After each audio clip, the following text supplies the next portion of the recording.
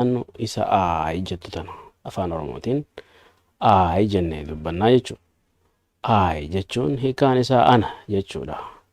Anaan kun waa'ee keetii yeroo haasoftu ana jetteeti ani jettee haasawaa eegaltaa jechuudha.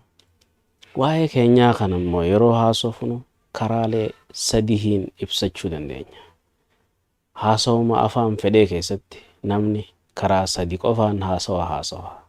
Isaanis kan jalqabaa waan ammaa yeroo haasofnu, kan itti aanu waan fuulduraa yeroo haasofnuu fi inni xumuraa waan darbe yeroo haasofnu jechuudha. Har'a bal'inaan akkuma reefu isiniin jee kan irratti xiyyeeffannu waa'ee keenyaa aay jennee fayyadamnee akkamitti yeroolee sadeen tanaa wal qabsiisnee haasofna. Aayiidhaa fi waan ammaa akkamiin wal qabsiiseetiin haasawaa, aayii fi waan fuulduraa akkamitti wal qabsiisee haasawaa.